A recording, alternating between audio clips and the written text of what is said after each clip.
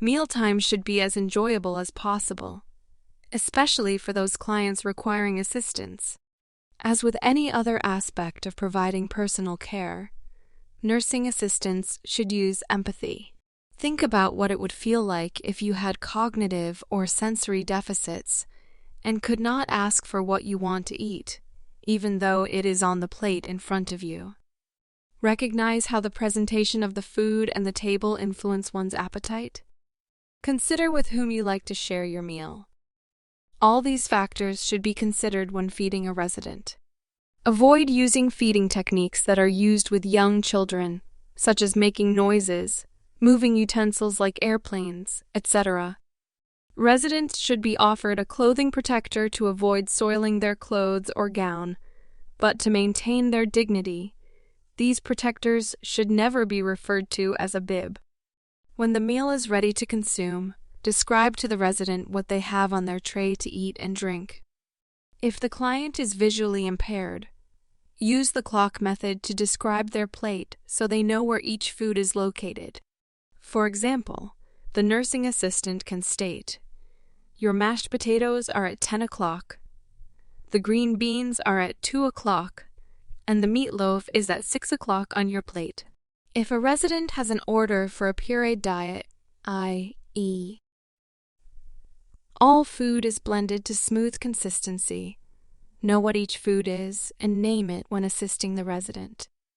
Nutritional requirements for each resident are determined by the dietary staff.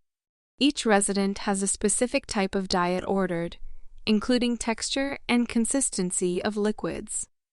It is imperative for nursing assistants to check the resident's care plan to know what type of diet is currently ordered and be familiar with the appearance of these types of diets.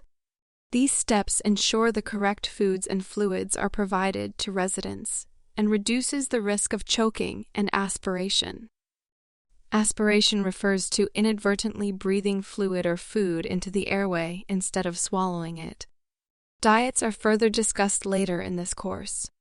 See the Preparing Clients for Meals and Assisting with Feeding checklist for specific steps when assisting clients with feeding. Things to observe for and report during feeding include the following: coughing or frequent clearing of the throat while eating. This may be a sign of aspiration. A wet voice, meaning vocalization with sounds as if food or fluids remain in the mouth or throat. Difficulty swallowing. Pain with chewing or swallowing. Broken or cracked teeth or dentures that don't fit properly. Changes in appetite. Thinking back to Maslow's hierarchy, physiological needs such as food and fluids are the basis of a healthy existence. Digestive, circulatory, and urinary system changes related to aging will be discussed further in a later module, but aging can pose several risk factors to nutritional and fluid intake. Poor dentition can cause changes in food choices. Someone with missing, cracked, or painful teeth, ill-fitting dentures, or other oral concerns may choose softer foods. A declining sense of smell, taste, or vision can decrease appetite. Pain with movement or other factors that limit mobility may make elimination difficult, which may be a factor in decreasing intake, so toileting needs are less frequent. These are just a few of the aging issues that can lead to malnutrition, dehydration, or both in aging clients and those unable to care for themselves.